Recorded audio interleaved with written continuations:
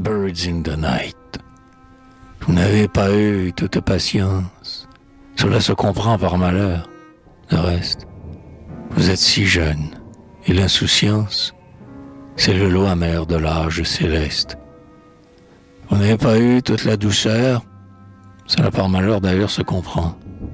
Vous êtes si jeune, ou ma froide sœur, que votre cœur doit être indifférent.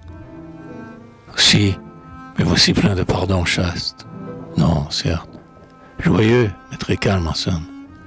Bien que je déplore, en ces mois néfastes, d'être, grâce à vous, le moins heureux homme. Mais vous voyez bien que j'avais raison quand je vous disais, dans mes moments noirs, que vos yeux, foyer de mes vieux espoirs, ne couvaient plus rien que la trahison.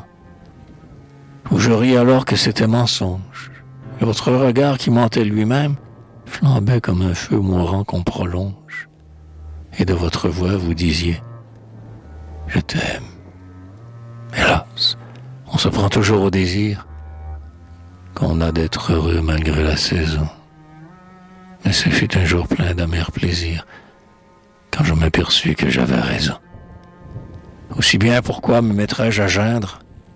Vous ne m'aimiez pas, l'affaire est conclue, et ne voulant pas qu'on ose me plaindre, je souffrirai d'une âme résolue.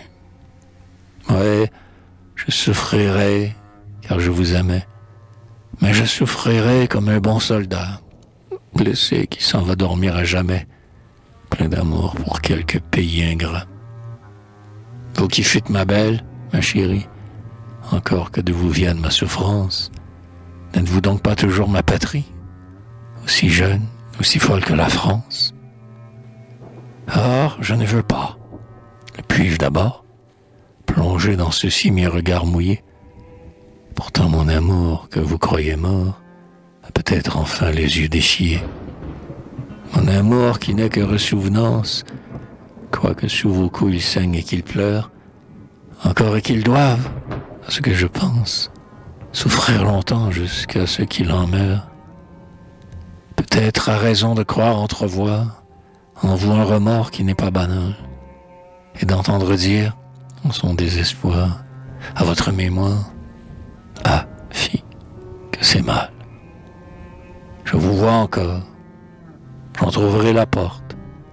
Vous étiez au lit comme fatigué, mais au corps léger que l'amour emporte, vous bondîtes nu et pleurez gai. Oh, quel baiser, quels enlacements fous. J'en riais moi-même à travers mes pleurs. Certes, ces instants seront, entre tous, mes plus tristes, mais aussi mes meilleurs. Je ne veux revoir de votre sourire et de vos bons yeux en cette occurrence, et de vous enfin qu'il faudrait maudire, et du piège exquis, rien que l'apparence.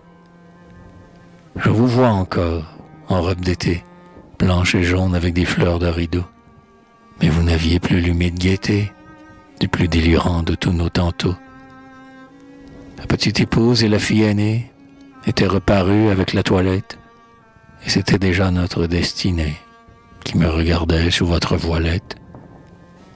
Soyez pardonnés, et c'est pour cela que je garde, hélas, avec quelque orgueil, en mon souvenir qui vous cajola l'éclair de côté que coulait votre œil.